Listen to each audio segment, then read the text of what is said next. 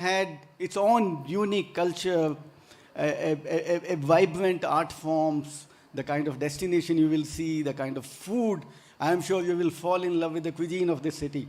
So I think you must explore when you get time. I would like to extend, again, a warm welcome to all our esteemed guests, esteemed dignitaries on the dais, and all the delegates from G20 members who have come here in this meeting. The global economy has constantly been moving in the direction of digital sphere in recent years, which has opened up new growth frontiers. Digitalization has taken a lead in advancing the post-pandemic economic recovery stage in many industries and economies. Given these changes, the G20's Digital Economy Working Group is a crucial working group that can help geographies and nations to get through any current and future economic crisis.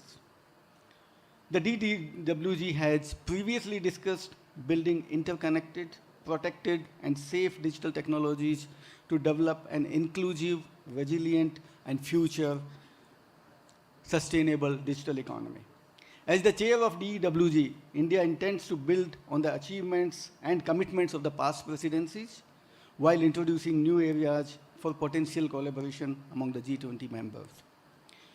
In its preparation to host G20 meetings, Indian government has taken a couple of campaigns and initiatives, including the Stay Safe Online campaign, which was launched to raise awareness among citizens to stay safe in the online world.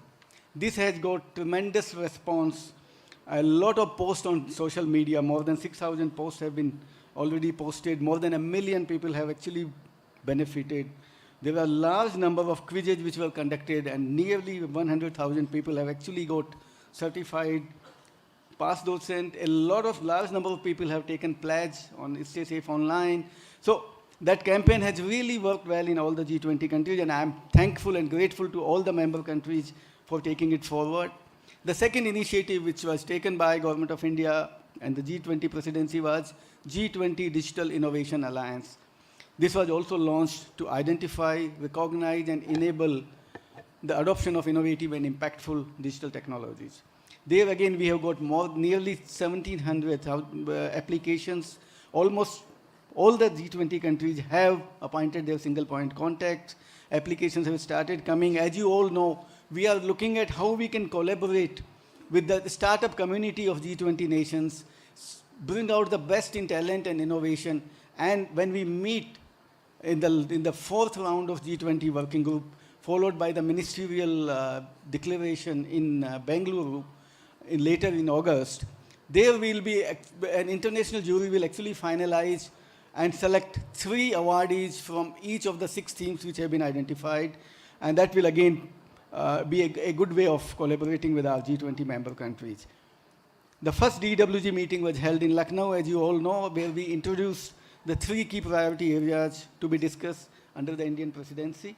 These included promoting cybersecurity in the digital economy, facilitating the development of digital public infrastructure, and encouraging digital skilling and upskilling to produce a prepared workforce for the future. Extensive discussions have taken place across all priority areas where member states have expressed their willingness for future deliberations and subsequent working group meetings and develop a shared understanding of these issues. I will briefly touch upon those when we talk about digital public infrastructure. Now in the second meeting, we seek to enhance further conversations on these said priorities. In the next few days, we'll see the G20 DWG agenda for the year 2023 will help achieve key tangible outcomes as suggested by the Indian presidency. In today's agenda, in the run-up to the DWG meeting, today will feature an exciting line of side event on connectivity. This was discussed in the last first Digital India Economy Working Group as well. This will include panel discussions organized by the Department of Telecommunications on high-speed mobile broadband, digital inclusion, connecting the unconnected, and sustainable green digital infrastructure. These will address the connectivity aspects and how digital technologies such as 4G and 5G are at the front of bridging the digital connectivity gap. Subsequently, the G20 delegates will get to experience the Indian digital economic growth its achievements, and the existing nationwide digital ecosystem through a site visit to the Indian Institute of Technology, Hyderabad. Their live demonstration and working with GI and 6G Internet of Things and use cases will be showcased. I am sure today's side event will provide a perfect platform to discuss and deliberate on the three key priority areas and the deliverables under them. The DEWG agenda for 2023, I would just briefly mention. India has initiated focused discussion on three priority areas during the first working group meeting, which include 1, the digital public infrastructure for digital inclusion and innovation, 2, cybersecurity for safe, trusted, and resilient cyberspace, and 3, digital skills, building a global future-ready workforce. I'll briefly mention about those now. The digital public infrastructure. Under India's presidency, the G20 will work forward to elucidating the benefits of DPI and offer a cohesive approach to build DPI ecosystem across G20 countries and suit an individual country's requirements. It will also focus to help low and middle income economies in developing DPI ecosystems. DWG will be an excellent information sharing platform on the best practices, successful case studies, governance mechanisms, and the challenges to scale DPIs. All those will be discussed. Cybersecurity in digital economy. The borderless nature of cyberspace makes it critical for the G20 members to adopt a shared responsibility towards making the digital environment secure. The DWG will focus on developing safe, trusted, and resilient cyberspace in the digital economy, which will build upon existing international efforts towards cybersecurity, as well as the work done by the expert international agencies. The discussion on cybersecurity will also feature cooperation to protect children and youth against cyber threats and existing policy measures taken by G20 members for developing effective cyber awareness programs. Digital skilling. This year's G20 DWG agenda seeks to carry forward the previous initiative on digital skilling initiated by Indonesia and deliberate on best practices as well as an indicative strategy to develop digital upskilling and reskilling programs across G20 countries. The G20 digital skilling conversation will dwell upon facilitating the mutual recognition of digital skills across different nations. To further strengthen this, we are hosting a multi-stakeholder workshop on mutual recognition of digital skills. This in-person event will feature participation from government, industry, and academia. The digital skilling agenda will also explore harnessing and leveraging the potential of a global digital talent pool. To sum up, over the past 10 years, the digital economy has achieved phenomenal growth. The G20 and the DEWG are now taking the lead in the global discussions on technological innovation and digital economic transformations. I have no doubt that the business and social opportunities in the digital economy will help both developing and developed countries. We appreciate your time and look forward to continuing the conversation, reaching agreements with the G20 member states, and working with the like-minded partners to promote digital inclusion and social empowerment. The G20 and the DWG's success in establishing and leveraging the opportunities presented by the global digital economy will be highlighted as a possible model of innovative technology use that can be emulated in other parts of the world. Once again, I would like to extend a warm welcome to each of you, distinguished dignitaries, delegates, and participants in the second DWG meeting, and I wish today's deliberation all success. Thank you. Thank you very much, sir.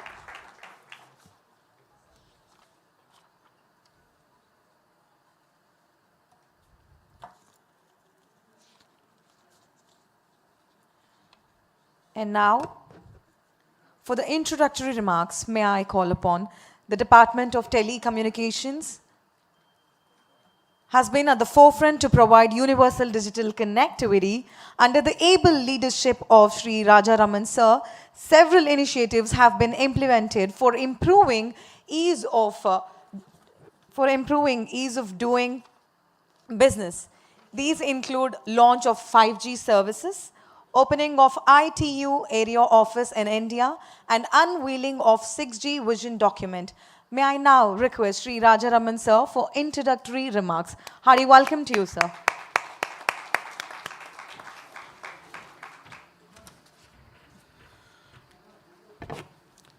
Honorable Minister of State for Communication, Shri Dev Singh Chauhan ji, Honorable Minister for Social Justice and Empowerment, Shri A. Narayanaswamy, Mr. Alkesh Sharma, Secretary MeitY, distinguished delegates from the G20 Digital Economy Working Group, other key officials of the Government of India, and distinguished participants and invitees to this side event which we are organizing today.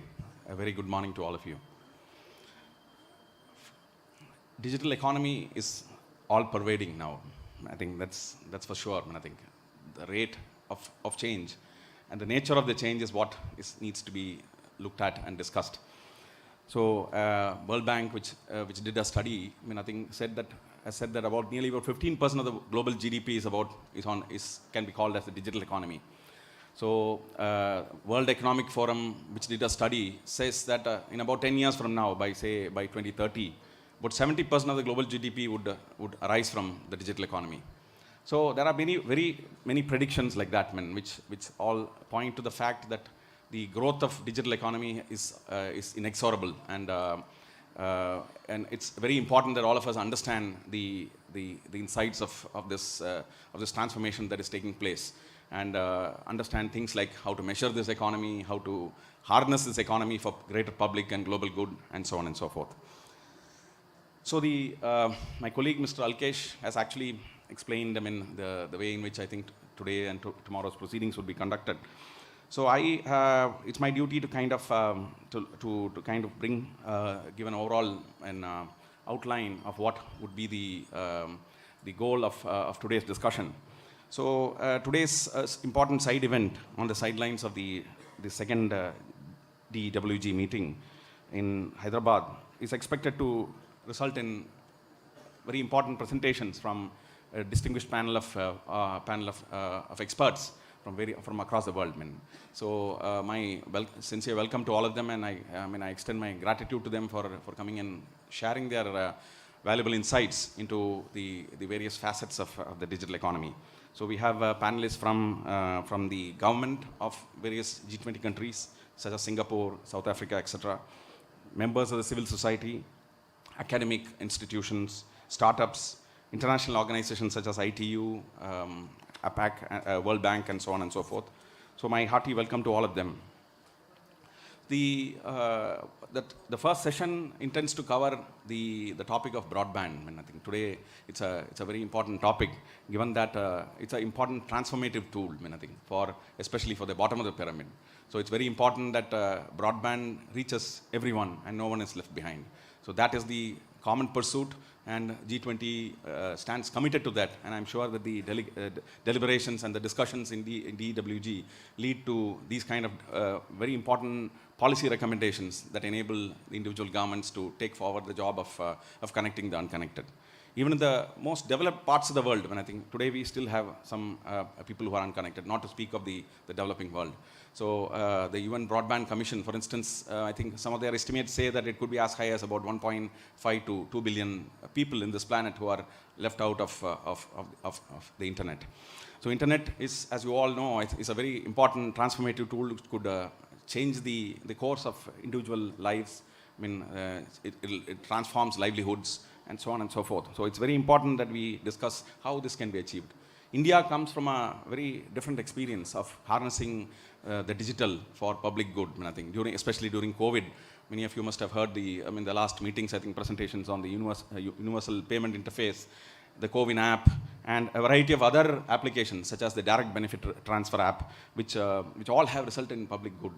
So, for instance, I would like to draw the attention of using electronic transfers of benefits of the government directly to the individual's accounts. I think has completely transformed the way in which governance exists in this country today. For instance, the direct benefit transfer application of the Government of India, which is currently being implemented by about 430 schemes across the state and provincial governments, has resulted in a saving of something like $27 billion till date, over the last 5-6 years.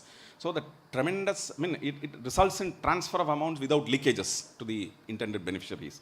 So therefore it leads to efficiency. It also results in trust of the government, trust of the public, of the citizenry with the government. So this is something which is completely transformative. Similarly, I think the launch of 5G, I think in many of our jurisdictions, have actually opened up the pipes in such a way that it actually enables a whole new variety of applications which can run on 5G. I think in industry, in individual applications, in social sector applications, and so on and so forth. So I guess probably this is the opportunity to actually collaborate and then identify new use cases which can be deployed in various diverse geographies. I would also point out the second session on digital inclusion, which is about connecting the unconnected, which I just mentioned. So a lot of discussions have gone on. I think it's very essential that, if you look at if you unpack the topic of digital inclusion, it's very important to understand how we can make our broadband services affordable. Because at the end of the day, affordability depends upon the capital intensity. If you're going to bring in technologies which are extremely capital intensive, then obviously, your services are not going to be affordable. So therefore, I think there is a call to all of us, I think, to ensure that technologies are inclusive, technologies are affordable, and the capital investment therefore would become affordable. So I would also go one step backwards to say that standards must be inclusive. I think next year, I think India will be hosting the World Telecom Standards Assembly, thanks to ITU, I think. So this is a very important opportunity for all of us to work together to bring down the costs of broadband, I think. And if we are able to work on the standards, I think we should be able to get there. I think, for instance, India's contribution to the 5G standards, release 17 of 3GPP, includes a technology called low mobility large cell coverage, I think, which is, in fact, the patent holders are from IIT Hyderabad, who will be visiting in the afternoon, I think. So this is an opportunity. This technology offers the ability to allow a base station to cover a larger area. If you have a larger area being covered by single base stations, then obviously it will afford a lower capital intensity, I think, of investments. So, and therefore perhaps a lower average revenue per user or cost per user, and so on and so forth. So therefore, digital inclusion must look at access, it must look at affordability, and I'm sure that the discussions here would take this forward. And I would also like to say that the Government of India, under the leadership of Honorable Prime Minister Modi, has launched a slew of reforms to actually bring down the cost of doing business. Because essentially, if the telecom service providers are able to work in an environment which imposes lower costs of doing business, which improves the ease of doing business. Obviously, the cost side can be controlled, and therefore the opportunity to provide affordable services would arise.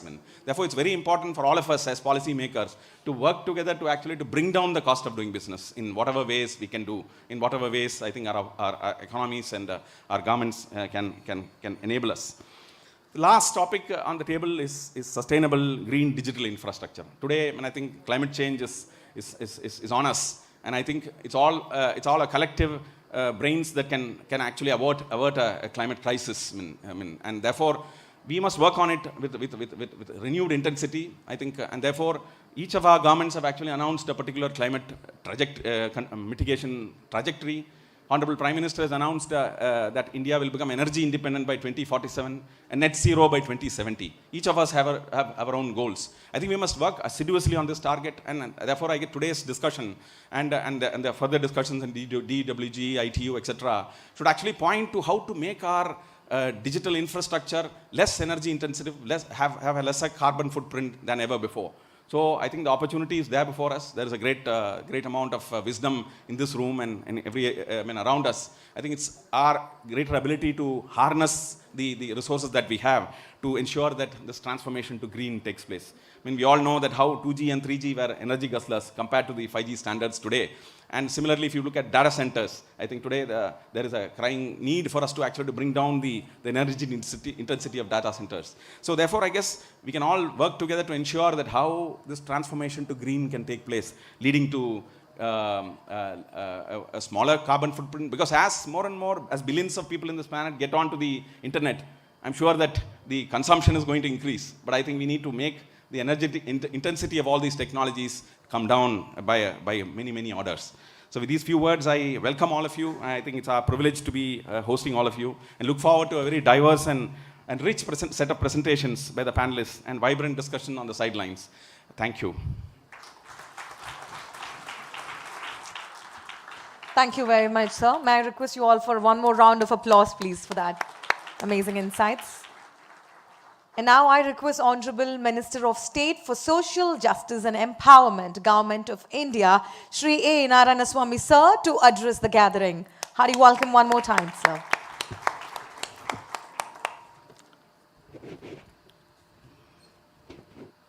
Good morning to everybody. Today, on this special occasion of second G20 Digital Economy Working Group meeting is being conducted in Hyderabad, Telangana state. Once again, I would like to warm welcome of all the guests and the delegates in the occasion. And today, I am very happy. My colleague, Sri DEWG Chauhan, State Minister of Communication, and another delegates, Sri K. Rajaram, Secretary Telecommunication, Sri Alkesh Kumar Sharma, Secretary IT Department. I am very much happy to participate in this meeting under the presidency of India G20 under the leadership of our beloved Prime Minister Sri Narendra Modi ji, who always believes in mantra of Sabka Saath, Sabka Vikas, Sabka Vishwas, Sabka Prayas.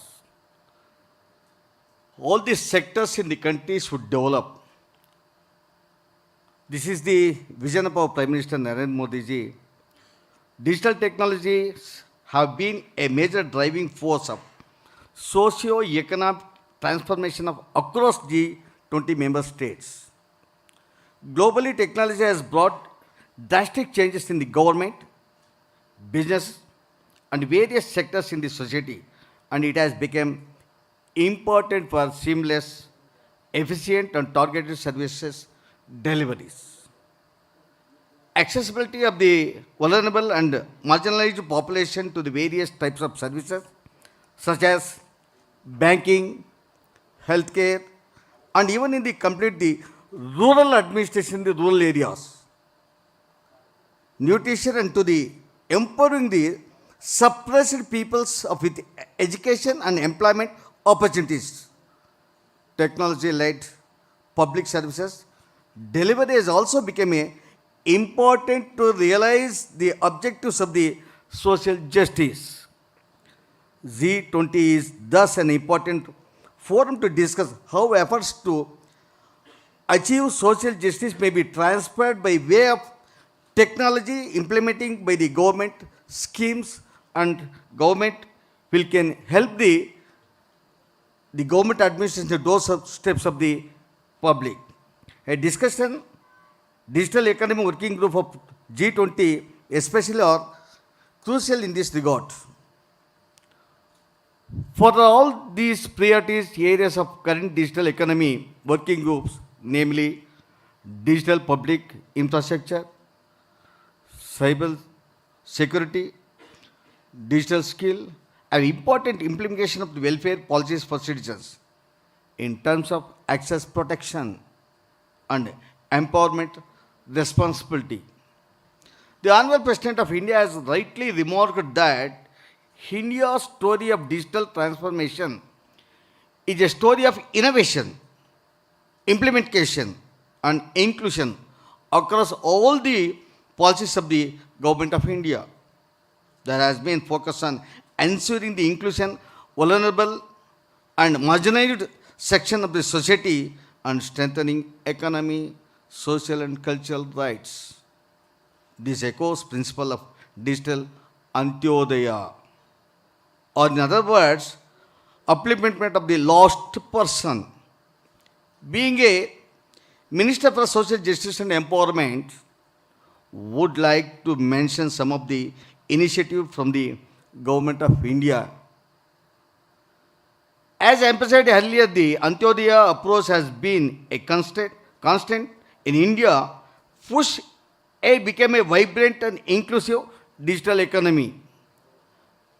Accessibility of innovation, can only be built by the digitally capable and future-ready population. Over 40 million citizens have been certified under the Pradhan Mantri Gramina Digital Saksharata Abhiyana, a flagship initiative to make every household in India digitally literate and capable. The national policy on electric accessibility by Government of India recognized the need to eliminate discrimination on the basis of disability and to facilitate equal access to electronic and ICTs. The policy also recognizes the diversity of differently abled persons and provided for their specific needs. Ministry of Social Justice and Empowerment in 2015 launched the Accessible India campaigning as a national-wide campaign for achieving universal accessibility for persons with disabilities. Information communication ecosystem accessibility is one of the 3 pillars of the campaign. Echo passing web contest accessibility, sign language and daily comptaining. Further, VM Daksha portal was introduced by the Ministry of Social Justice and Empowerment with the objective of economic empowerment, upliftment through skilling and training and of various marginalized target groups. In addition to this, online method I have made is possible to deliver scholarship, financial assistance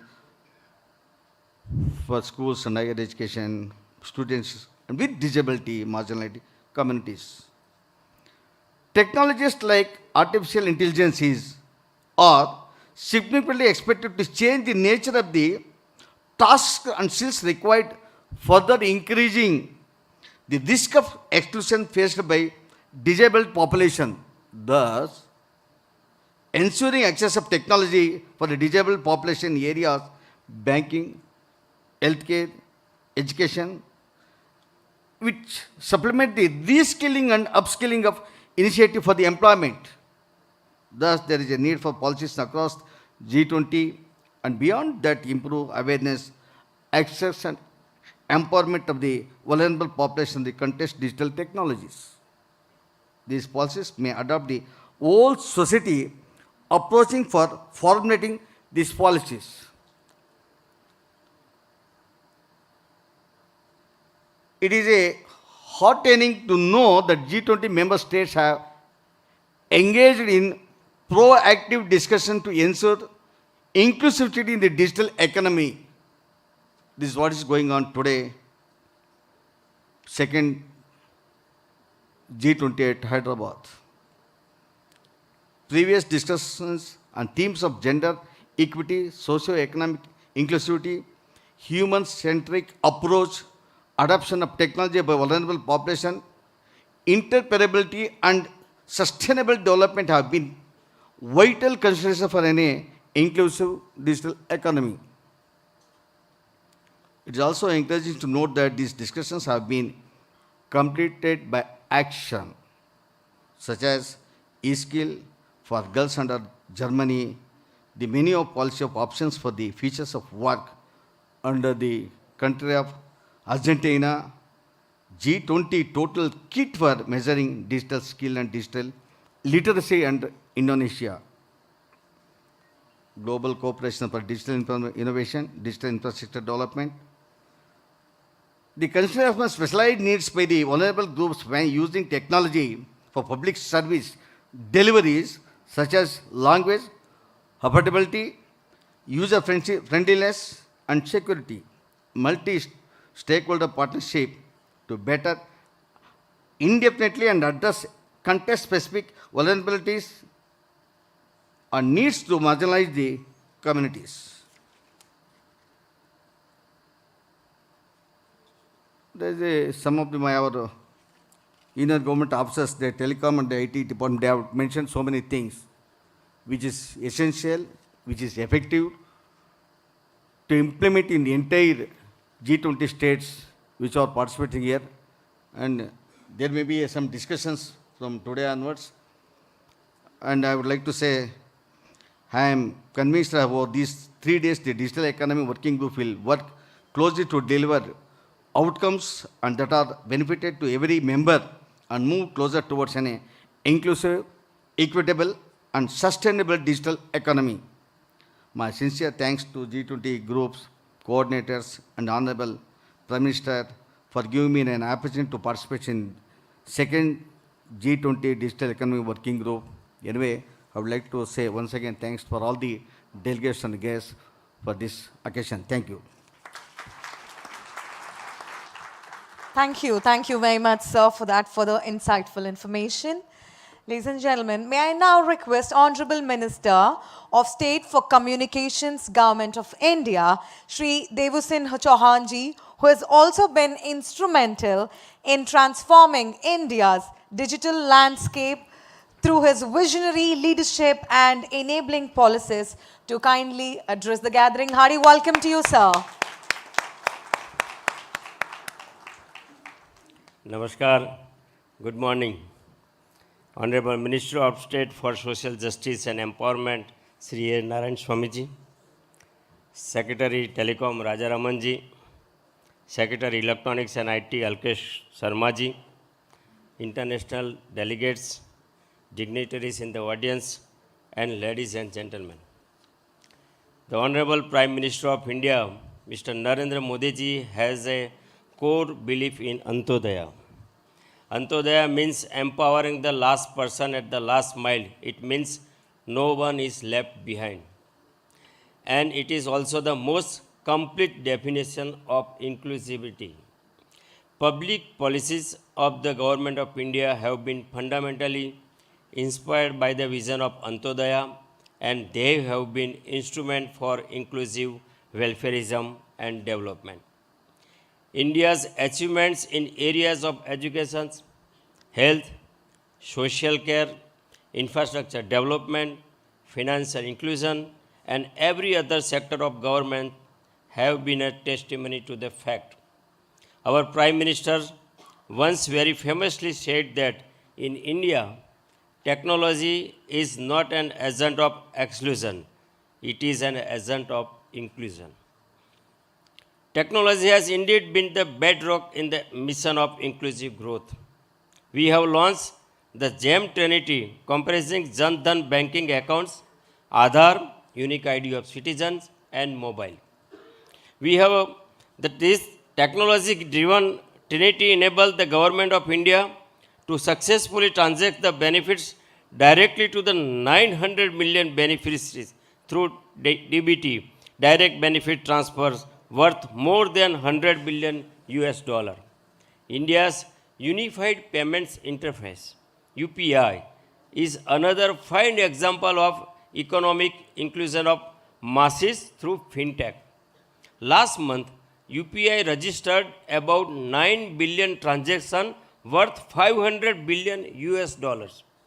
The Digital India initiative in the last 7 years has brought about remarkable digital transformation. Online infrastructure has witnessed quantum growth. With more than 800 million internet users, India has made available various services of the government to all citizens on the click of a button. Telecom network has become the basic infrastructure and is one of the main drivers of economic growth. Therefore, bridging the digital divide has been the focus of the Government of India. With consistent policy focus, today 96% of India's 600,000 villages have 4G mobile connectivity.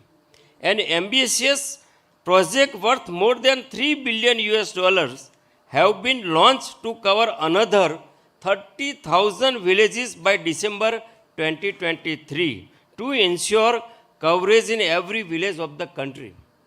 Around 200,000 villages have optical fiber. A plan has been made to cover the remaining villages by 2025. India has recently launched 5G mobile services.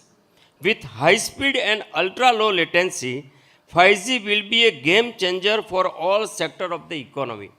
We have covered more than 600 districts with 5G services in less than 200 days, which is the fastest ever globally.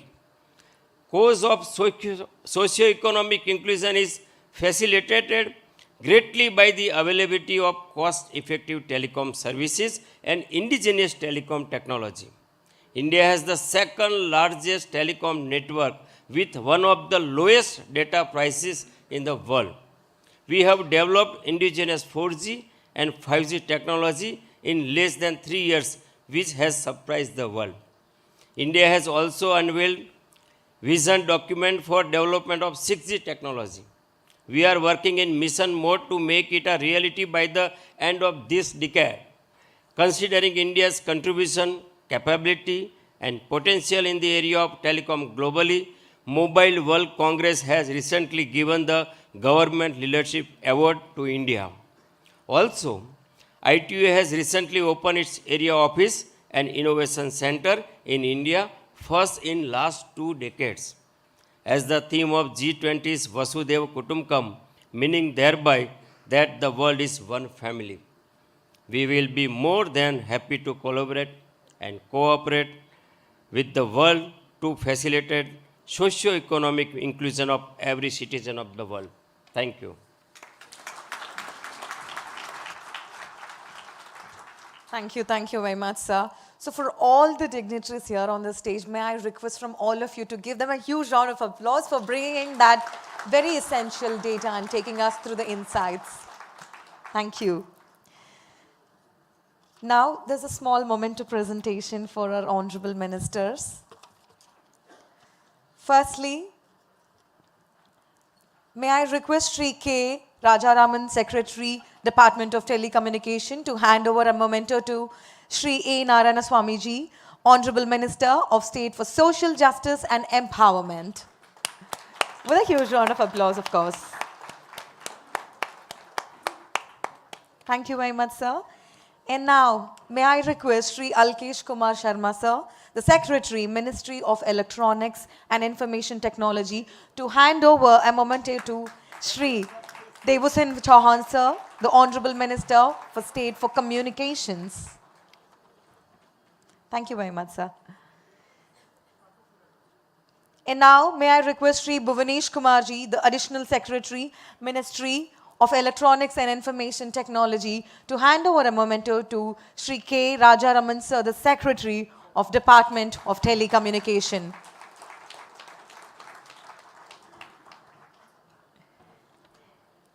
And now, finally, may I request Shri S.B. Singh, sir, the DDG G20, Department of Telecommunication, to hand over a memento to Shri Alkesh Kumar Sharma, sir, the Secretary, Ministry of Electronics and Information Technology, with a huge round of applause, ladies and gentlemen.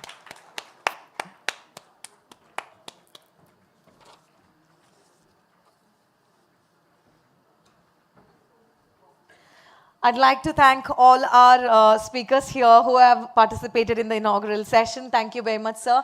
But I'd request you to stay back for the next side events. Thank you very much. So would you all like to pose for a photo collectively?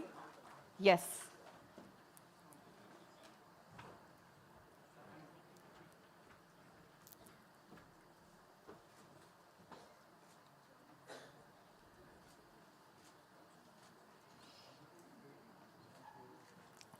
Thank you very much, sir, for your participation.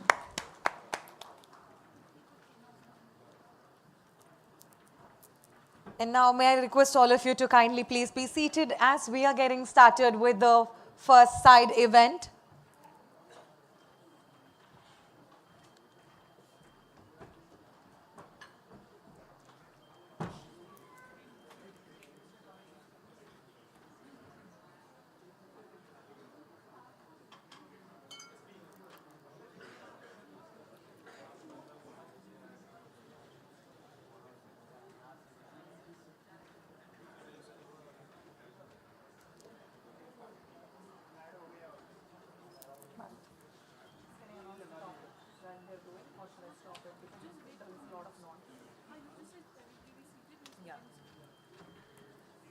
Requesting everybody to kindly please be seated. We are beginning with the side event in just a minute after the arrangements are done.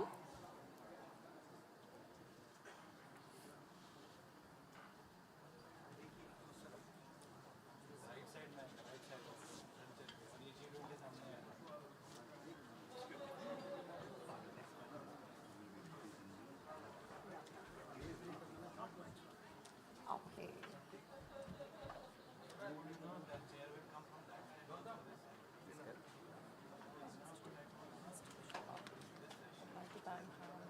No, there is no intro for you.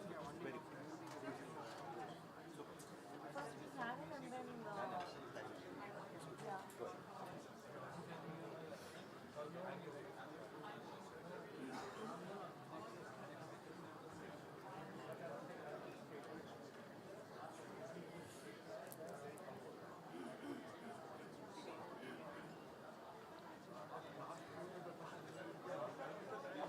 Yes, I think we're all set for the first panel discussion, first session.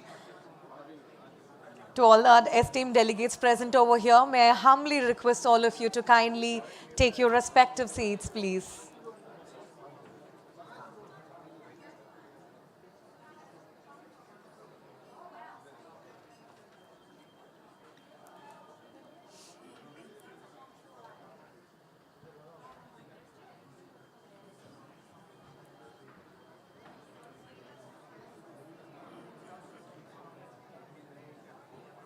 No silence.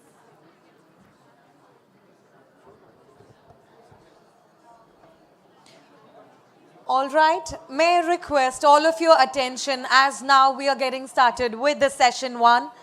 So there's a lot of inter-talking. I request everybody in front of the stage and next to the stage to maintain a little calmer as I would like to introduce the session 1. Sir?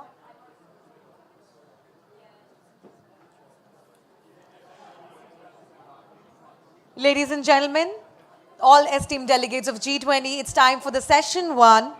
It's about high-speed mobile broadband and its impact on lives, on human lives, society and industry. The first session on high-speed mobile broadband and its impact on human lives, society and industry will be moderated by Shri YGSC Kishore Babu, Deputy Director General, Standardization, Research and Innovation in the Department of Telecommunication. May I humbly present this for Kishore Babu sir to take over the first panel session. Hearty welcome sir.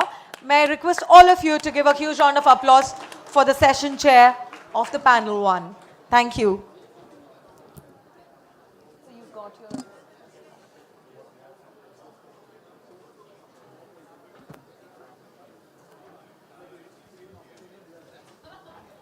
I request all of you to kindly be seated. Our moderator, Kishore sir, will be introducing the speakers now. So may I request everybody to please.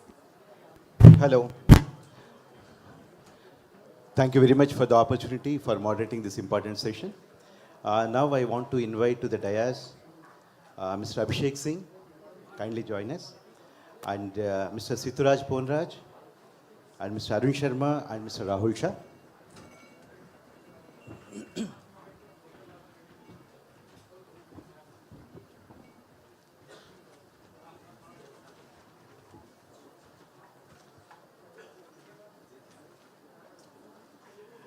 Considering the importance of this session and the distinguished panel members we are having here, let me take a moment to introduce them to this August gathering here. We have Mr. Abhishek Singh, who is President and CEO, National E-Governance Division, and MD and CEO of Digital India Corporation. As a career civil servant with 27 years of experience of governance and policy formulation, he specializes in use of technology for improving governance. He leads major Digital India initiatives, including projects in the field of AI, emerging technologies.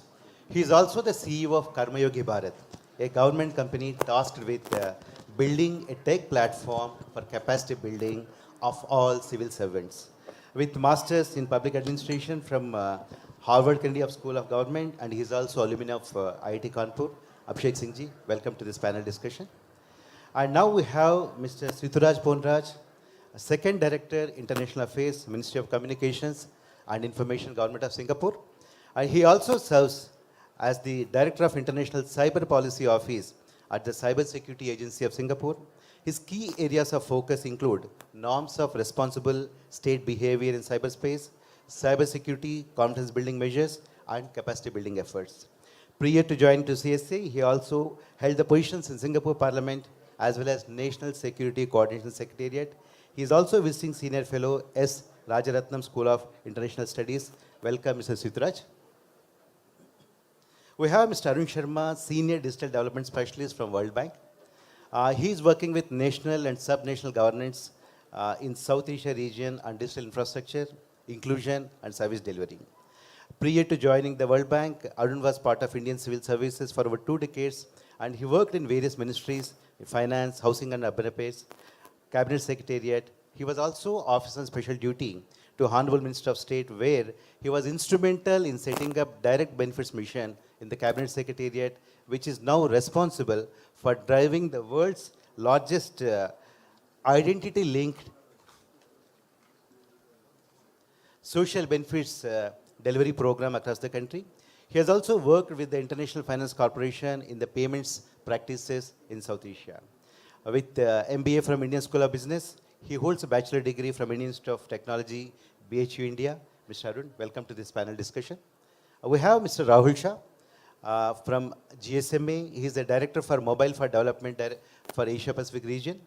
And he covers the themes digital inclusion, financial inclusion, resilience to climate change and humanitarian responses. He also leads GSMA initiatives in Bangladesh. He has been part of the M4D for 9 years, starting in the Digital Utilities Program, which supports the use of mobile to improve access to energy, water, and sanitation services.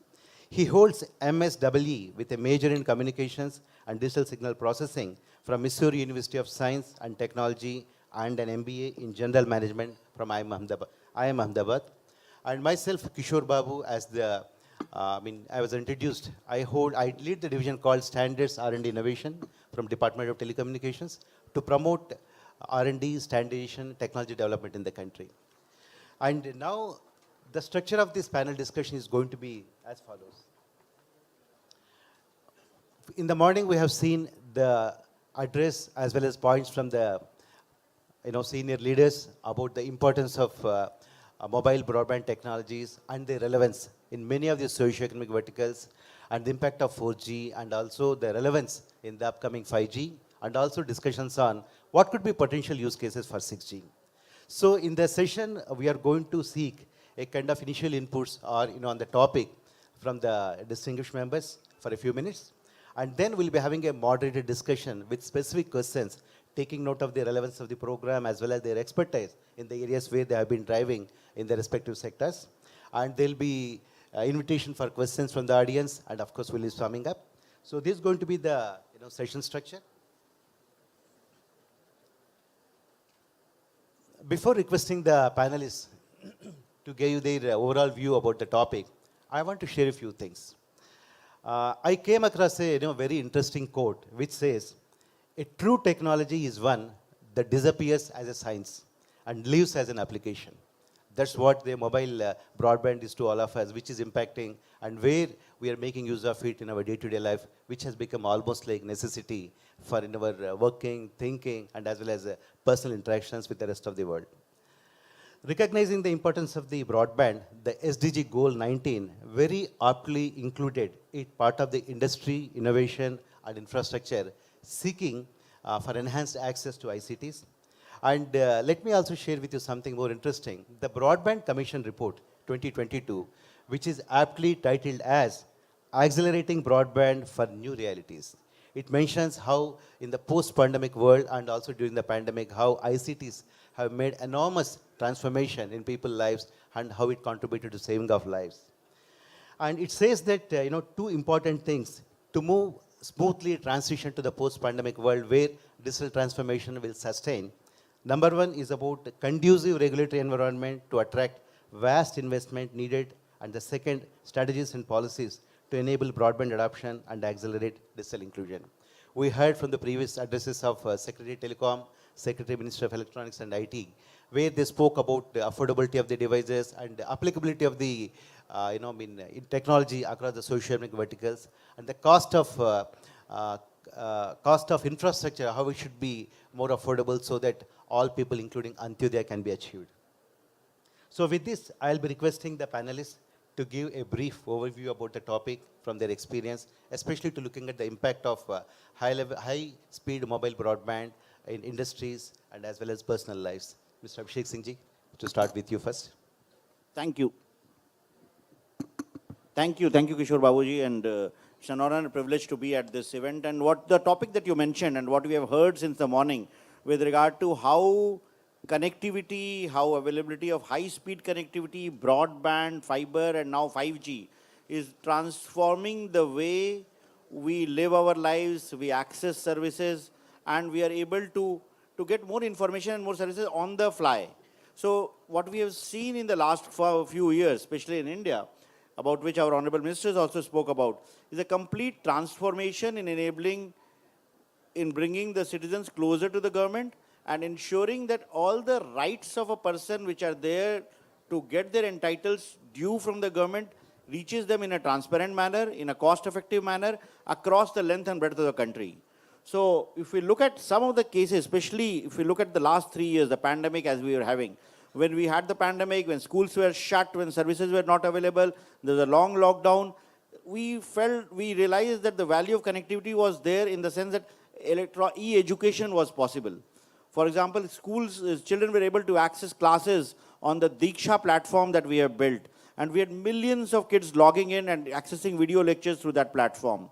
When hospitals were not available, when people could not go to meet doctors in person, the e-Sanjeevani telemedicine platform allowed access to best healthcare, quality of healthcare. So this was centered around them. When people could not go to a physical office to apply for a service or get their driving license renewed or get their passports renewed, they could do that electronically. So when we build any service for empowering citizens, when we build any service for enabling access to agricultural services, healthcare services, educational services, the core of it lies at connectivity.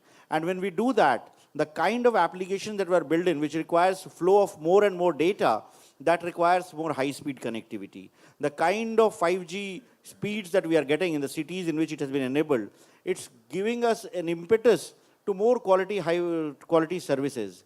And coupled with that, with the information that has flown in, with the service projects which have been implemented, the amount of data that has been generated so far, and with the kind of compute that has been made available, now AI and IoT devices are helping offer more value-added services.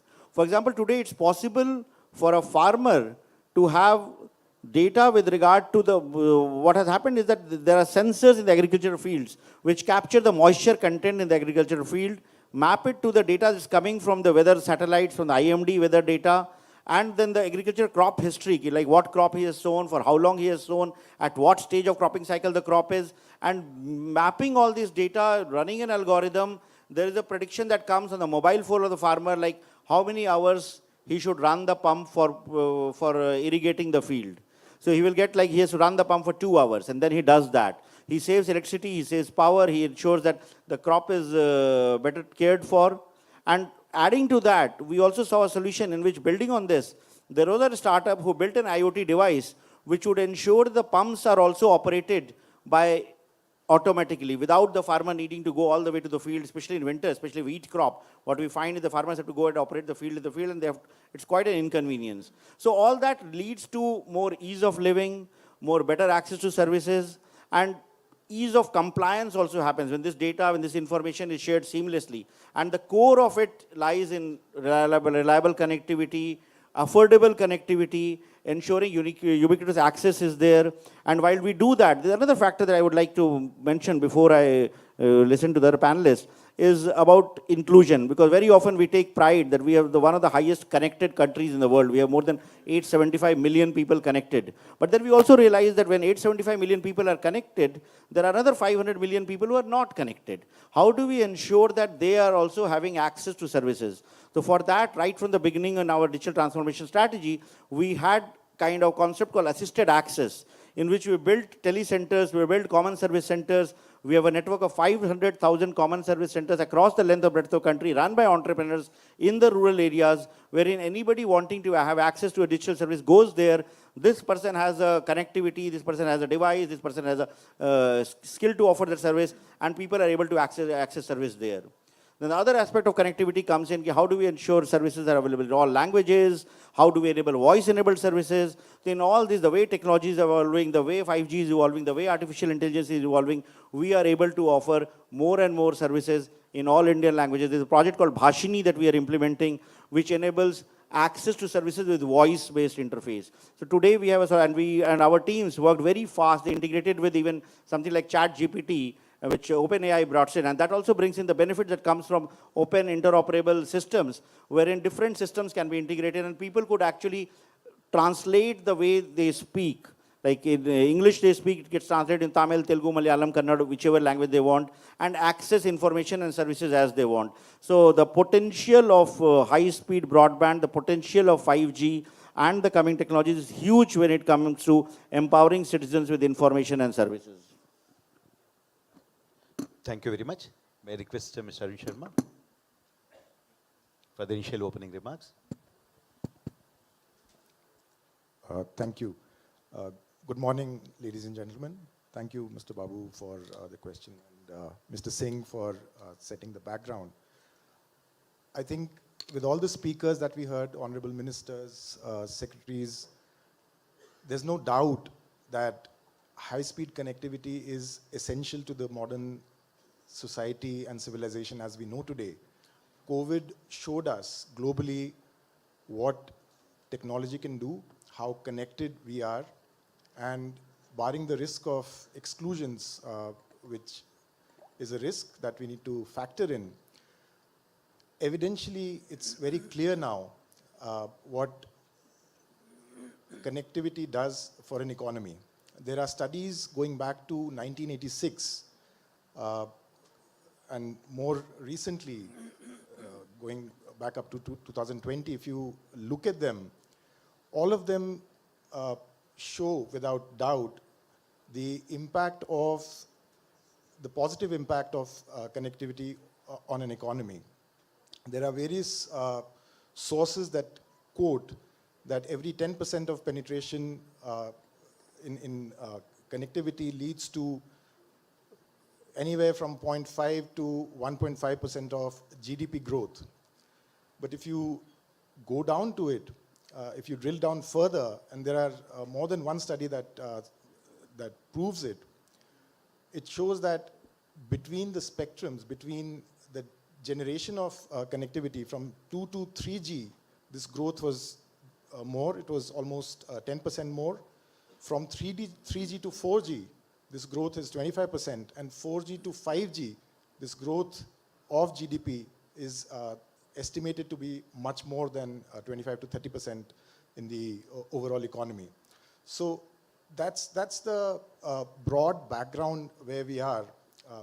Personally speaking, if I were to ask, I don't think there would be anybody in the room that does not have a smartphone, is not connected. There are guest Wi-Fis available everywhere. What that does is it creates, I mean, digital, for all its worth and for all its positive outcomes, is a very closed system also. People who are missing, you don't see them. They're not physically available, they're not there to be counted.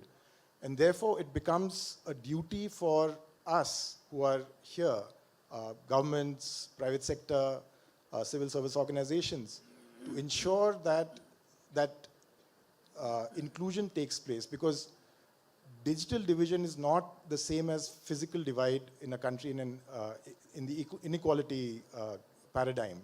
It's far, far more. And when we dig down to that, it's gender, it's demography, age of the population, trust, and so many other things that we tend to miss out in the beginning. But as we move ahead with our policies, having policies like right to owning a device, right to access to a device, we've not thought about it in any setting. But if we do, we'll pivot around this thinking. Mr. Singh alluded to all the services that governments are providing for the citizens in assisted models and non-assisted models. But then the distance for a person who's never used the technology, and this may be a smart feature phone or a low-cost smartphone, it becomes more and more challenging. We all have aged parents who find it difficult to operate a phone if you were to give it to them. The simplest of apps looks daunting for a person operating it for the first time. You talk about payments, you talk about sharing health services. If you don't have a background, if you don't know how it works, it makes it more difficult. So that's where we are today. And things like Bhashini that Mr. Singh spoke about, language models that we'll see real-time translation and transcription. We need to ensure that we all move together because, as I said, the risk of exclusion is far more in the digital world. And then there are other risks that earlier Secretary Telecom had also mentioned on the carbon footprint as we see more and more connected devices, data centers and so on, cyber security, endpoint security. The more we push our economies on the digital scale, more of these risks will come in. Thank you. Thank you, Arun. Rahul Sharma, over to you. Hello. Yeah, I think you can hear me. So I'm Rahul Shah. I work for the GSMA. And the GSMA is the global organization that unifies the mobile ecosystem. I think a lot of the points that have already been mentioned echo very, very strongly with us. So I'll fill in a few details, with statistics. I don't know how many of you recall that maybe 3rd April 1973, which is about 50 years ago, was the so 3rd April 2023 was the 50th anniversary of the first mobile phone call. Yeah? So in the last 50 years, the mobile industry has made significant progress and contribution to economies and societies. We now have about 5.5 billion connections, unique subscribers around the world, and we expect to hit 6.4 billion by the end of 2030. You mentioned SDGs and climate. I just want to fill in a little bit on that from the GSMA's perspective. The mobile industry not only is working towards achieving the SDGs itself, we were the first industry in the world to commit in 2016 to all the 17 SDGs, but we're also enabling other industries. On our side, climate, we have a specific work stream on trying to get our operator members to adopt renewable energy. So we have now just recently reached 25% of the energy that operators use is now sourced from renewable sources. This used to be much less in 2020, about 14%. So significant progress is being made. Our operator members are also committing to science-based targets.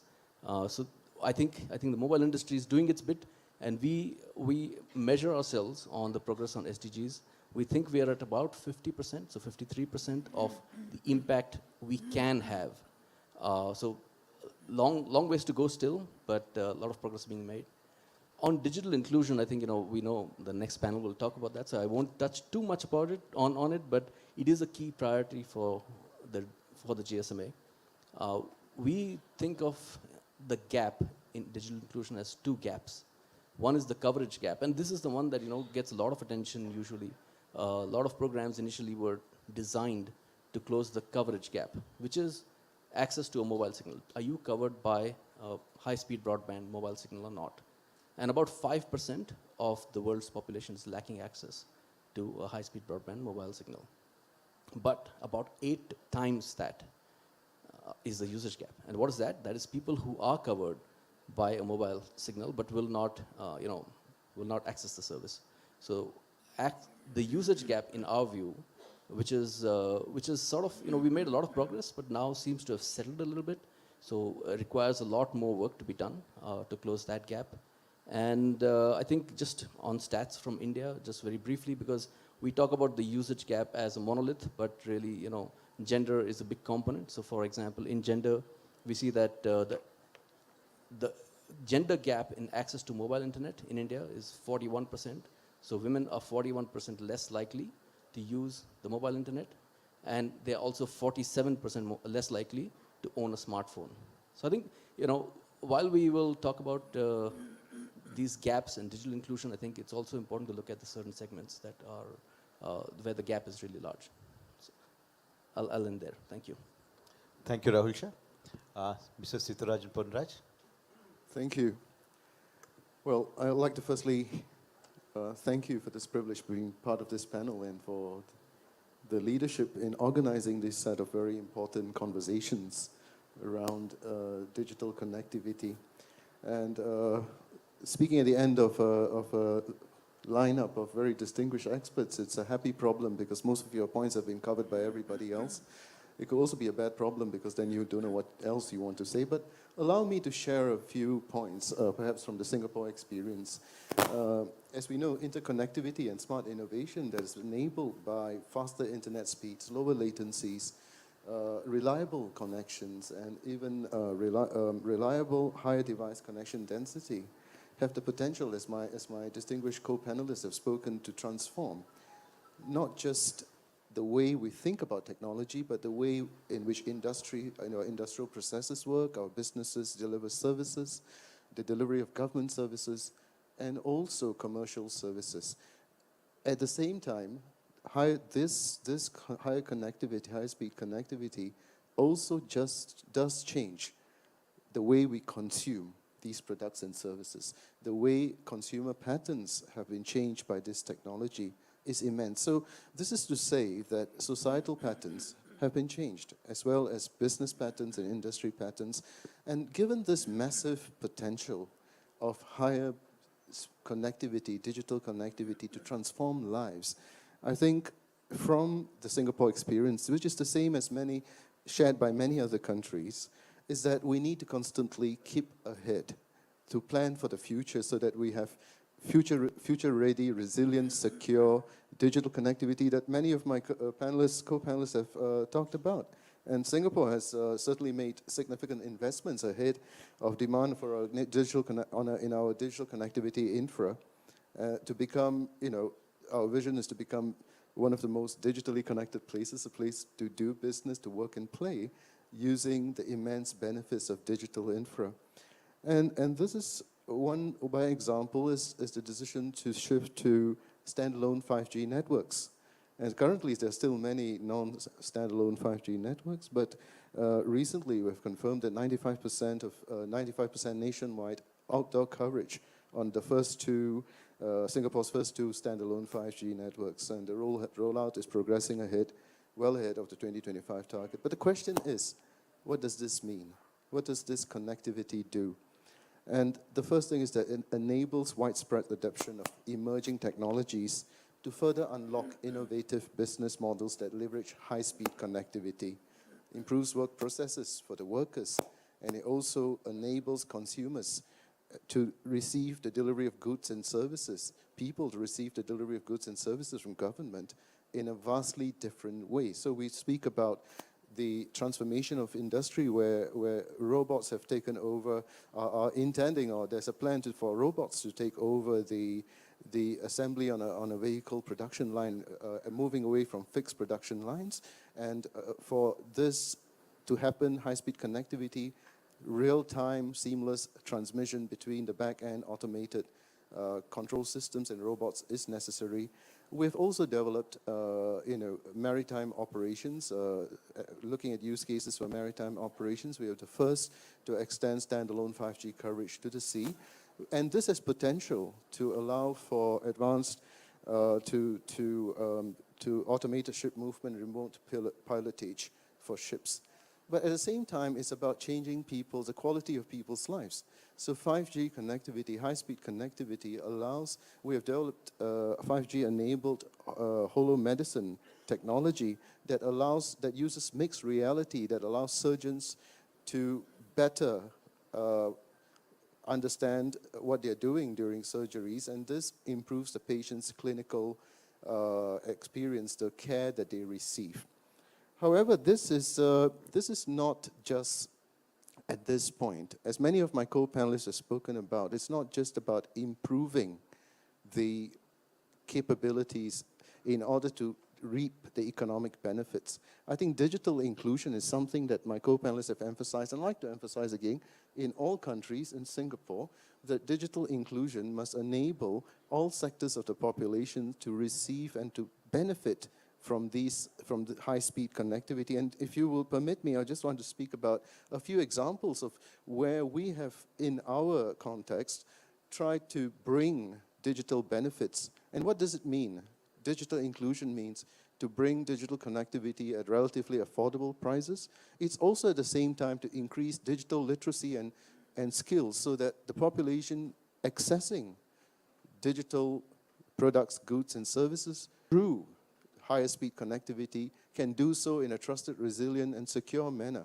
So for example, in Singapore, we've got a program called Home Access, where we are trying to achieve a baseline digital access for those who are especially vulnerable, the low-income households, and digital access is subsidized for them.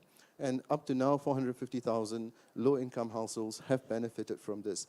At the same time, there's also a need to look at seniors.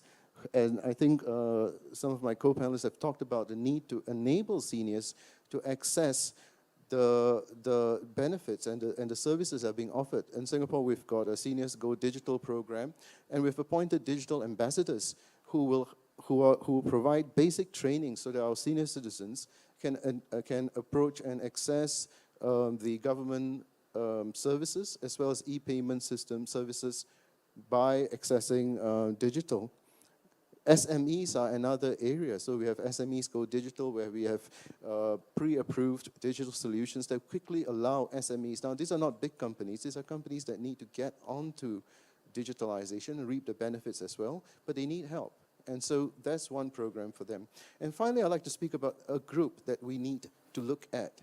Besides benefiting from digital, I think there's a need to protect some of the vulnerable groups. So we have a source, understand, research, and evaluate program, the SURE program, that allows young people, that reaches out to young people to ensure that they are safe as they get connected onto the internet, and to allow them to spot, to research, to understand the information they're receiving so that they are not prey to misinformation and to online falsehoods. I think besides getting people on to get to the economic benefits is to also protect them. So I think these are things which our seniors, the ministers and secretaries also spoke about earlier, which was very much appreciated. So, and all this, I'd like to end my comments by saying all this is actually working with partners. Government does things differently, working with industry research partners. And that is how we have also driven our programs, by working with a wide variety of partners and allowing them to take initiative in moving these community projects. I'd like to end by saying this, that to keep ahead of the curve, we will need to move ahead of technology. It's moving so quickly. And that's a reality of high-speed connectivity.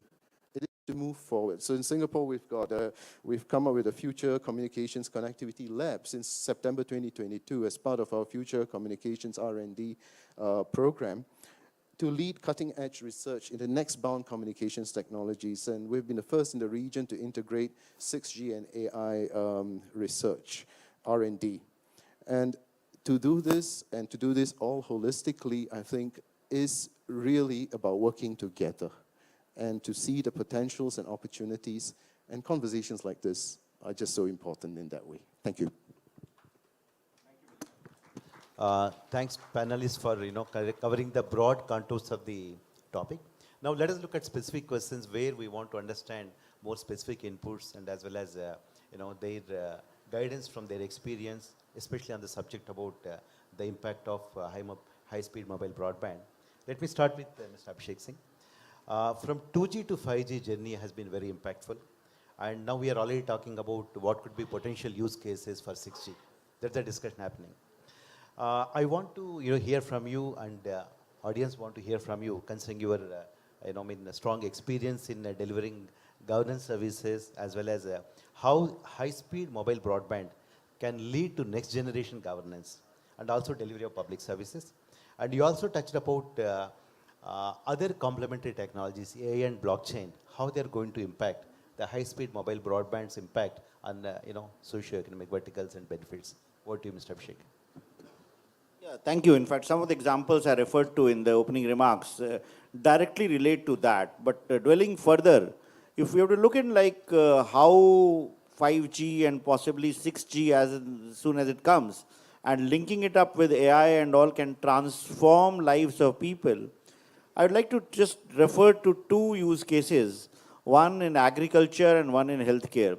We already have in healthcare several solutions wherein image recognition and analysis is being used to detect diseases like breast cancer, diabetic retinopathy, even cataract, screening of patients based on images that are taken, and then it reduces the cost of access, because very often we don't have specialists in the rural areas who can perform a high-end investigative process to identify potential patients who are at risk.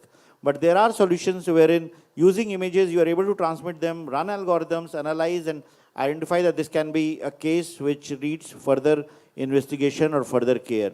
So there have been some examples. We need to like scale them up. We need to like work with more data, and therein like the need that is required there is like while X-ray images for detecting tuberculosis also has been tried out. When these things can be connected, when all these medical scanners and can be connected with 5G devices, with 5G internet, and if the data from there can flow to a compute facility wherein algorithm writers can use that data and the compute infrastructure to run their algorithms and come up with models that lead to real results which can be used for. So that can be a huge transfer, there is a huge transformational potential. So many of these diseases, if they are diagnosed early, they can lead to a lot of benefits for people, saving lives. Similarly, in the field of agriculture, what we have seen is that many farmers are using some of these services wherein if there is a disease or if their leaves are getting yellow or there's a wilting or any kind of crop disease is happening, then the images of that can be clicked with a mobile phone with a high-speed internet sent to a common facility, explained, transformed, and then advisory services are given. Therein also like a lot of AI applications is there because most farmers and most people in the rural areas are not very tech savvy, as Arun was also mentioning, to navigate a mobile app or go to a website, explore what he requires, and these is CAPTCHAs wherein they are required to recognize traffic signals, zebras, giraffes, all of it. So not many people are comfortable in doing that. So how can they access services? So what we have found is that most people find it very comfortable in accessing services through the voice mode. Just like we talk to an Alexa or a Siri, can we use voice as a medium of communications for doing so? Can we do it on simple interfaces like WhatsApp, what we find even people in rural areas using it? So they go to the WhatsApp, they ask something, and then they get back the answer in voice. So we had a pilot in which we tried this interface using the Bhashini APIs and the WhatsApp APIs, in which people could actually send a voice note and get back an answer. And then we felt that like if it works with an input with voice and output with voice, can we not try it with a feature phone wherein people who don't have a smartphone or people who don't have a high-speed connectivity or the ability to use an app, can they dial a toll-free number and give their query with voice and get back the answer in voice? The back-end AI algorithms, the language APIs and all are working, but ultimately it becomes like for a user, end user, he is calling with his 2,000 rupees basic feature phone to a toll-free number, putting his query that I have a crop which is having this problem, what should I do? And he gets back the reply in voice. So the potential of application of AI, machine learning is huge when it comes to do that. So, and as and when we use these solutions to solve societal problems, to enable access to healthcare, education also we have seen, like the applications which are there, using voice as a medium for answering questions of people. Like we very often we are using the OpenAI's interface in which we ask a question, we get back the reply.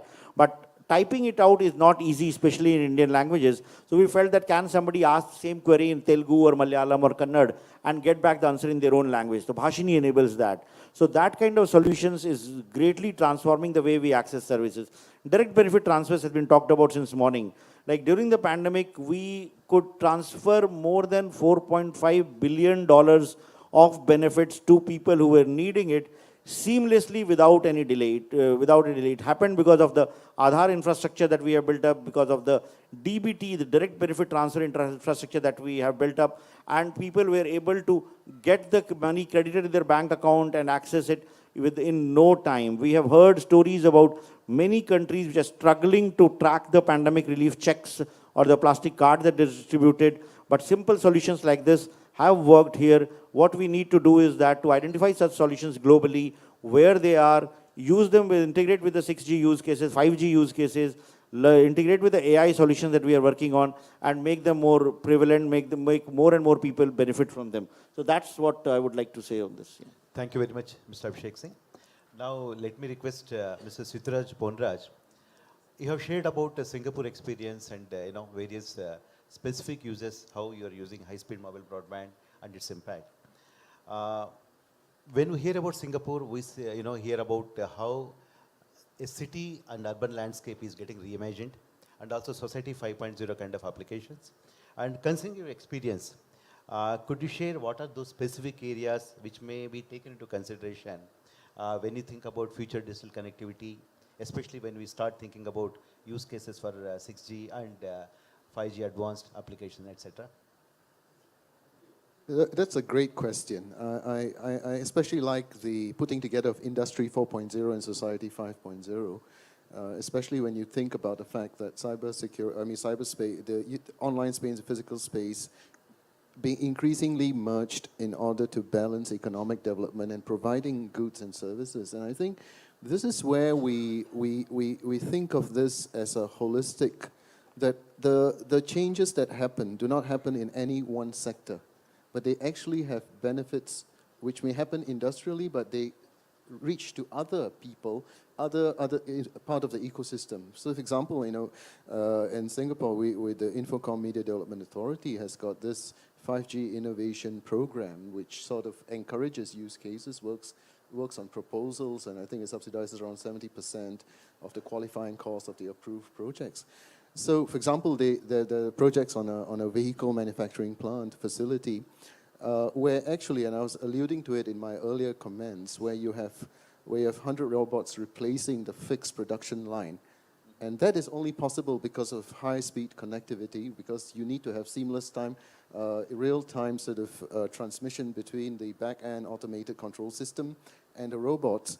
And they sort of, it changes the industry, how the production of vehicles is done.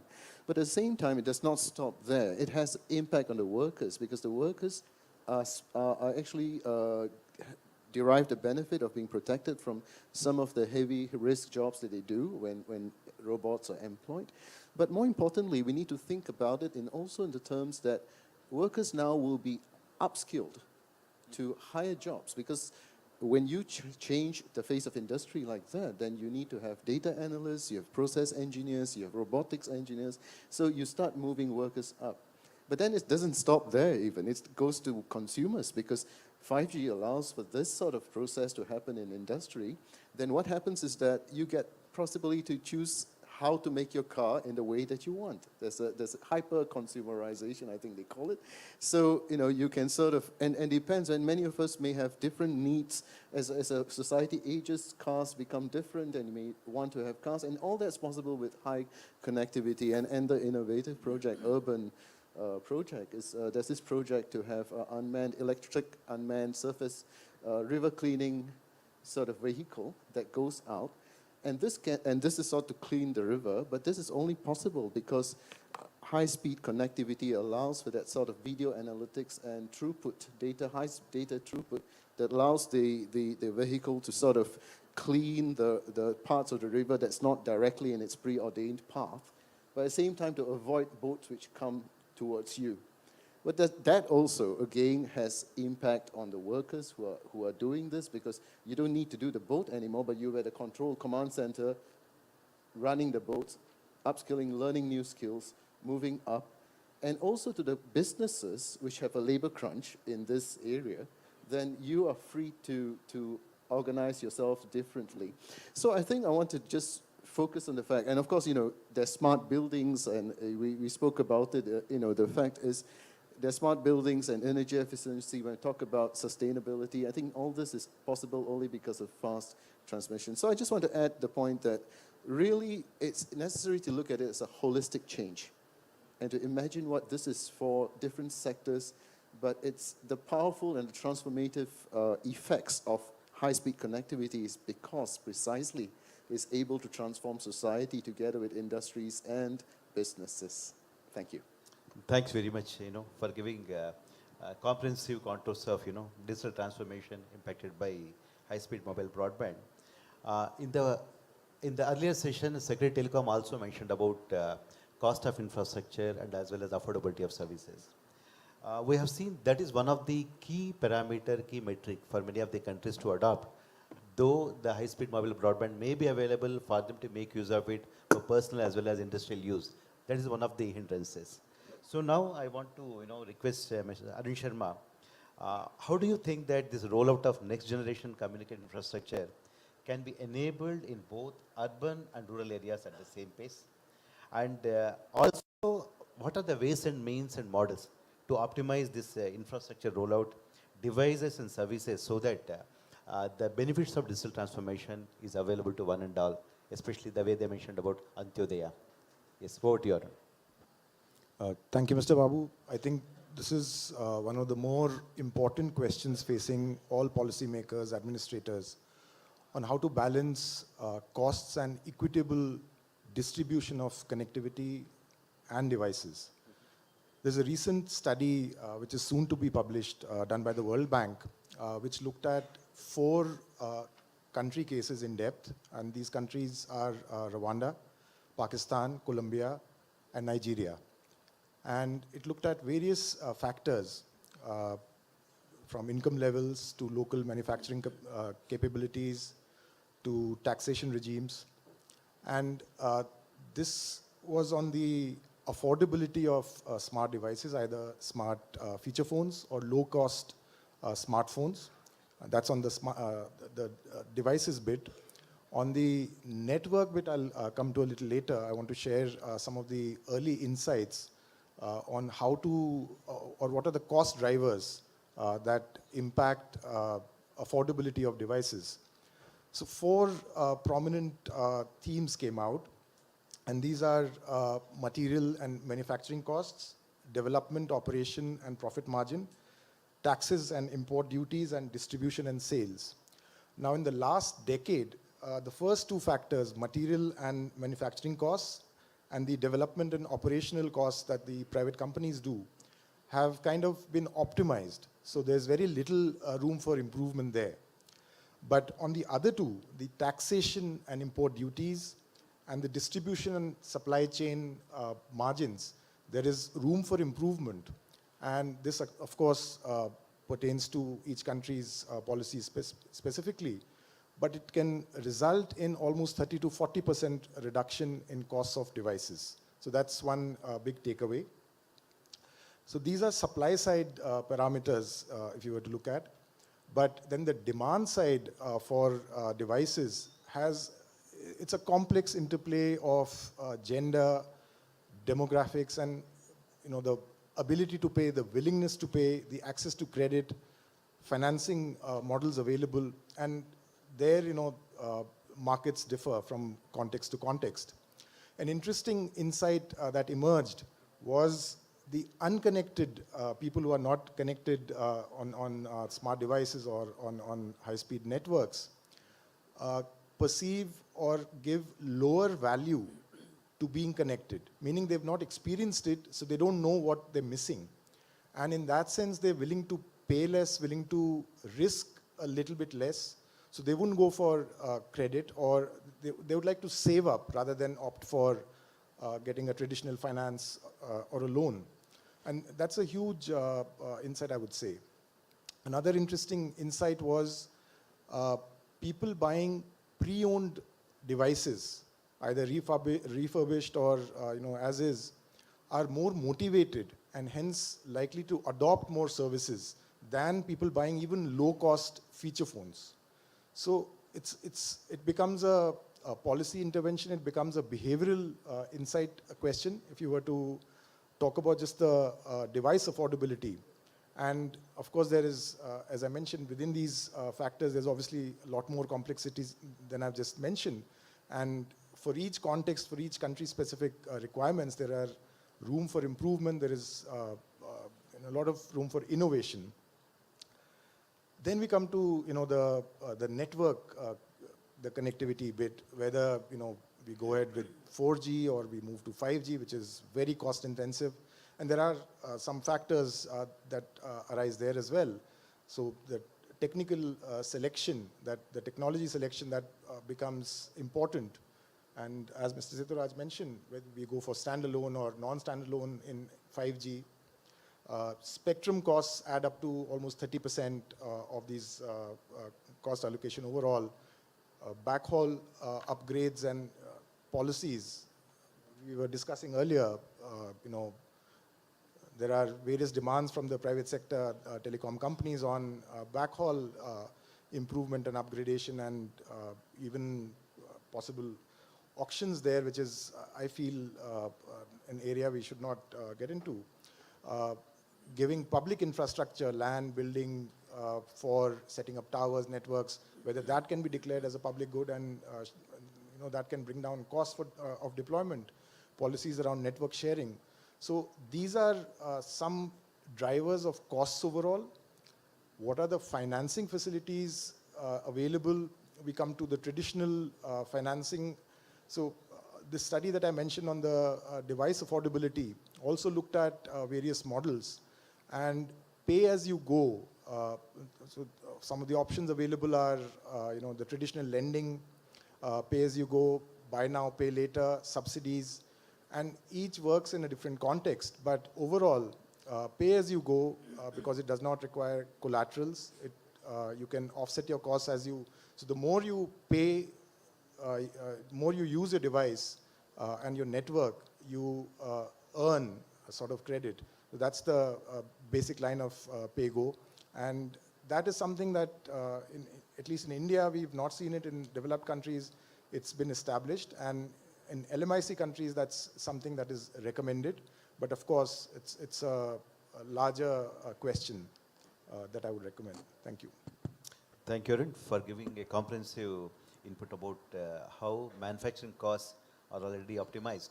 And looking at infrastructure investment is a kind of investment into the digital transformation. It should not be a revenue generator.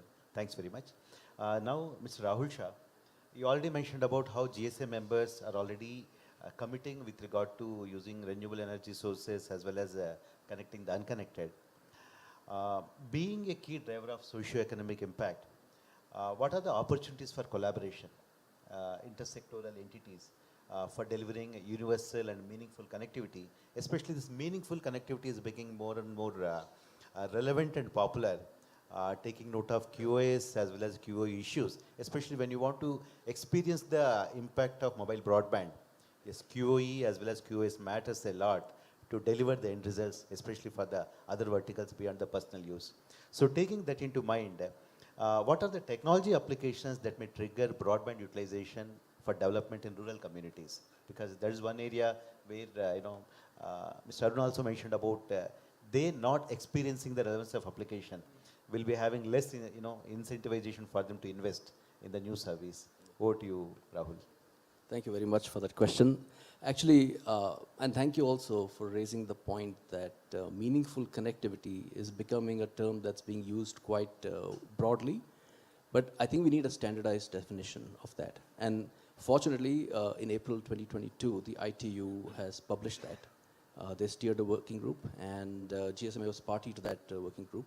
So I won't go into the details because I'm sure this will get covered in the next one, but it's really important to have this internationally recognized and multi-stakeholder framework, which is like an enabler for digital inclusion, because then we can all speak the same language.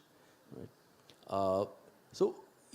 Rather than going into those enablers, which I'm sure we'll cover in the next one, I'll just talk about it at a country level, what we see as to what has worked or is working or is in progress. We're still all working towards inclusion. So vision from the top is really, really important. Having someone who drives this and has the overarching ambitious goal is a very important aspect. Collaboration within the government is also very important, right? A whole of government approach for various departments to adopt digital is, it may, each has its own sort of goals that's working towards. And digital may not be the solution that pops up in mind at first go, but trying to have a focal point within the government, and then also for the government to collaborate with the external industry and academia.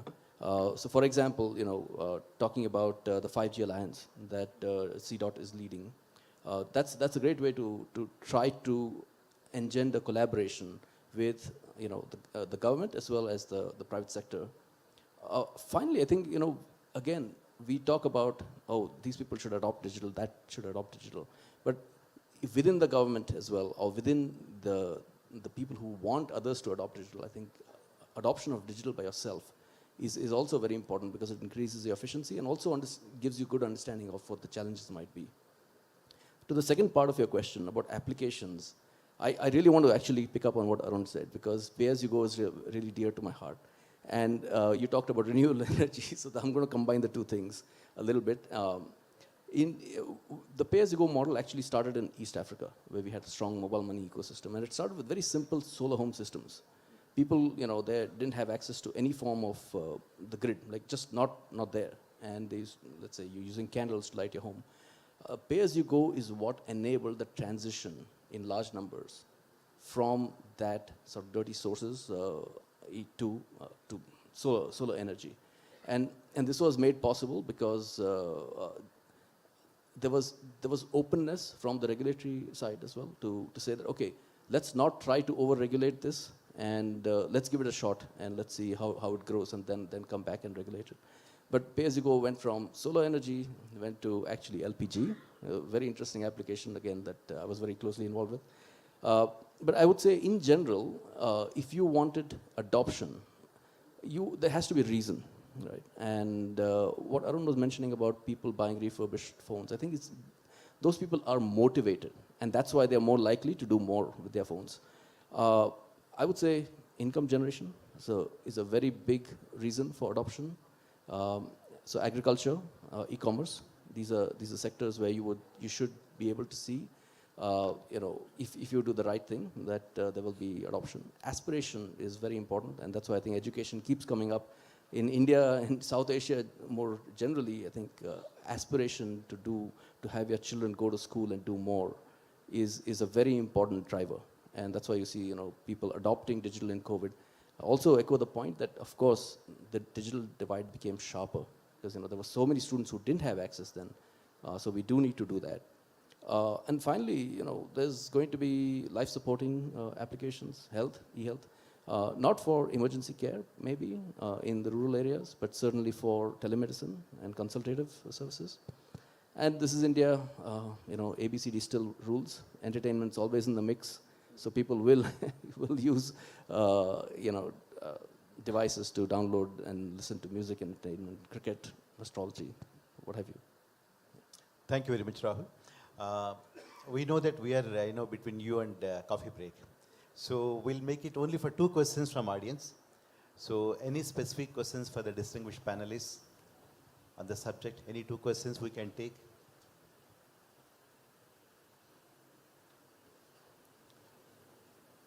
I don't see any hands raising up. Okay, there's 1 question. Could someone help with mic there?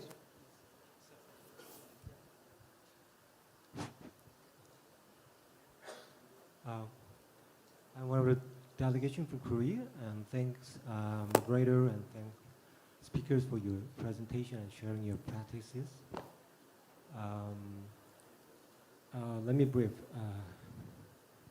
When it comes to build a high-speed mobile broadband, there must be many aspects or points that we have to consider or bear in mind in policy perspectives.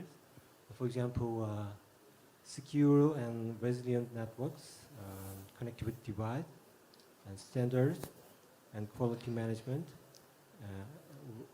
Moderator already mentioned it. Finance to build infrastructures. in particular quality of services and its assessment for that, I think it's quite important because it is directly related to the benefit of users. So I'd like to know if India or Singapore has any kind of policy, initiative, or institutional tools how to assess or review the quality of services, if possible. Thank you. Mr. Sitaraj? I think the short answer is that for 5G, the use cases are being developed at this point in time. So certainly that would also be a necessity to review, to include that in the proposal as we develop them.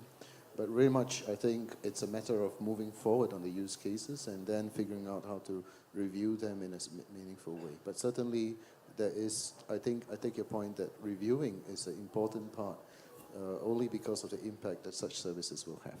Thank you. Thanks very much. And second question and the last question, please. Great discussions, awesome points discussed by the panelists. I have a question which I'm not sure who's best suited to answer, but I'll just put the question. A country like India has complexity on both ends of the spectrum. So India is going to add maybe another 100 million plus lives in the next 10 years from a population standpoint. At the same time, it will be testing boundaries on elderly population, aging population as well as the average health increases of the life, which is a good thing. How do we make sure that the connectivity that we put in place is not entirely consumed by entertainment and it goes more to real use cases that you spoke about, whether a farmer benefiting or the last life in the last mile scenario, truly benefiting for upskilling and reskilling. And I know that gets a little bit into regulation, right? Are there any thoughts? What are your thoughts on how to balance the two competing priorities? Any of the panelists would like to take? I want to add, one is about enhancing the capacities and infrastructure so that internet is available to all, irrespective of the use case. And most importantly, when it comes to 5G, especially for the critical applications, you have got something called built-in reliability as well as slicing, which is going to ensure the key parameters and requirements of the end-use application is serviced.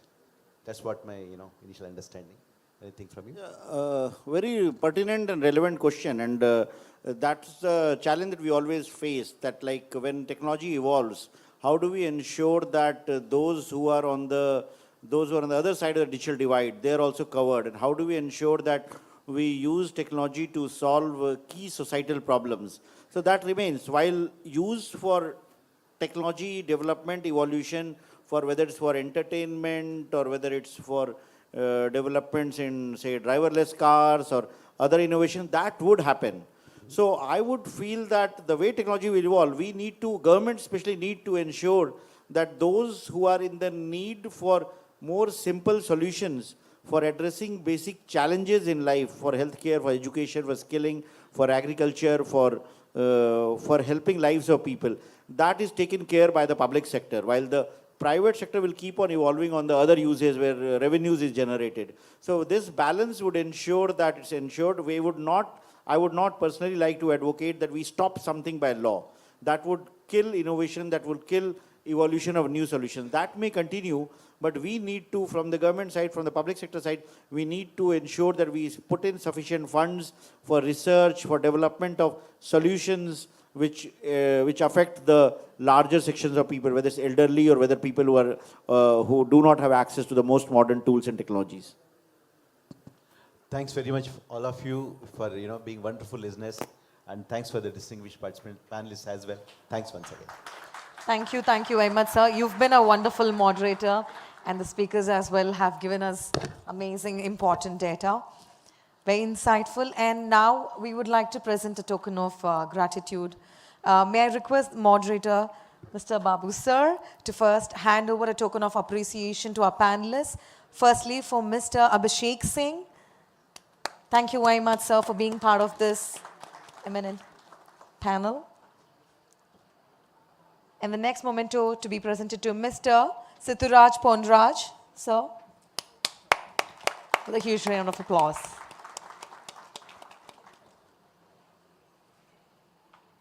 And may I request the next memento to be presented to Mr. Arun Sharma ji.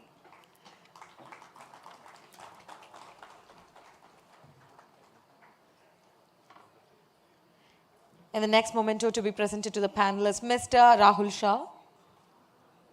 Thank you very much, sir.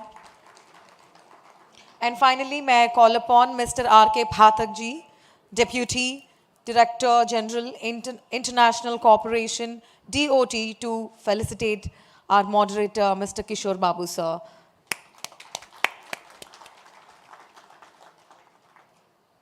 Thank you, Phatak, sir. Thank you very much. And should we get a photo op with our moderator and the panelists here? If your time permits. Yeah, of course.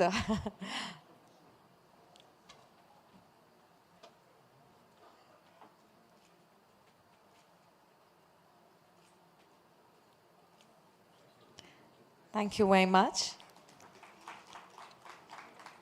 Ladies and gentlemen, before we assemble for the next session, which is the session 2, there is a short coffee break. I request all of you to assemble back in this hall by 11:40. And if the pre-function area is actually full, I request the delegates also to navigate yourself to the Sapphire, where the coffee is being served.